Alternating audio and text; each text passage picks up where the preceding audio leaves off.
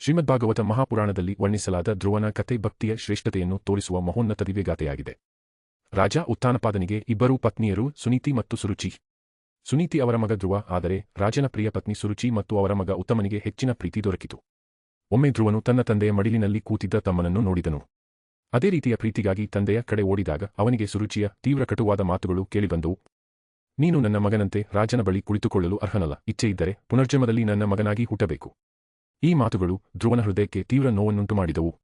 ಅಳುತ್ತಾ ತಾಯಿಯ ಬಳಿಗೆ ಹೋಗಿ ತಾನು ಅನುಭವಿಸಿದ ತಿರಸ್ಕಾರವನ್ನು ವಿವರಿಸಿದನು. ಸುನೀತಿ ಕಣ್ಣೀರಿನಿಂದ, ಆದರೆ ಭಕ್ತಿ ತುಂಬಿದ ಹೃದಯದಿಂದ ಮಗನಿಗೆ ಉಪದೇಶಿಸಿದರು. ಮಗು, ರಾಜಸಿಂಹಾಸನಕ್ಕಿಂತಲೂ ಶ್ರೇಷ್ಠವಾದ ಸ್ಥಾನವನ್ನು ಪಡೆಯಬೇಕಾದರೆ ಭಗವಂತನ ಆರಾಧನೆ ಮಾಡು. ಶ್ರೀಹರಿಯ ಅನುಗ್ರಹವು ಶಾಶ್ವತವಾಗಿರುತ್ತದೆ. ತಾಯಿಯ ಮಾತುಗಳ ಪ್ರಭಾವದಿಂದ ಕೇವಲ 5 ವರ್ಷ ವಯಸ್ಸಿನ ಧ್ರುವನು ಅರಮನೆಯನ್ನು ತೊರೆದನು. ಅರಣ್ಯಕ್ಕೆ ಹೋಗಿ ಪರಮೇಶ್ವರನ ಧ್ಯಾನವನ್ನು ಮಾಡಲು ನಿಶ್ಚಯಿಸಿದನು. ಅವನ ದಕ್ಷತೆ ಕಂಡ ಸಂತ ನಾರದರು ಅವನ ಮುಂದೆ ಪ್ರತ್ಯಕ್ಷರಾದರು. ಮಗು, ಈ ಯತ್ನವು ಬಹಳ ಕಠಿಣ. ನೀನು ಇಂತಹ ತಪಸ್ಸಿಗೆ ತಕ್ಕವನಲ್ಲ ಎಂದು ಅವರು ಶೀತಳವಾಗಿ ಹೇಳಿದರು.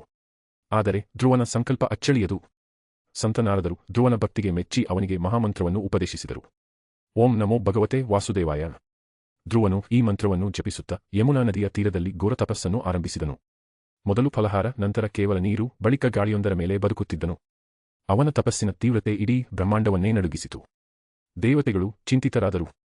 ಆಕರ್ಷಿತನಾದ ಪರಮಾತ್ಮ ವಿಷ್ಣು ಧ್ರುವನ ಮುಂದೆ ಪ್ರತ್ಯಕ್ಷನಾದರು. ಅವರ ದಿವ್ಯತೆ ಕಂಡು ಧ್ರುವನಿಗೆ ಮಾತು ಬಿಡಲಿಲ್ಲ. ಹೃದಯದಲ್ಲಿ ದೊರಕಬೇಕಾದ ರಾಜ್ಯದ ಆಸೆ ಮಾಯವಾಯಿತು. ಧ್ರುವ, ನಿನ್ನ ತಪಸ್ಸು ಅಪ್ರತಿಮ. ರಾಜಸಿಂಹಾಸನಕ್ಕಿಂತಲೂ ಶ್ರೇಷ್ಠವಾದ ಸ್ಥಾನವನ್ನು ನಾನು ನಿನಗೆ ನೀಡುತ್ತೇನೆ. ಭೂಮಿಯಲ್ಲಲ್ಲ, ಆಕಾಶದಲ್ಲೇ ನಿನ್ನ ಸ್ಥಾನ ಶಾಶ್ವತವಾಗಿರುತ್ತದೆ. ನೀನು ಧ್ರುವ ನಕ್ಷತ್ರವಾಗಿ ಎಲ್ಲರ ಮಾರ್ಗದರ್ಶಿಯಾಗುವೆ.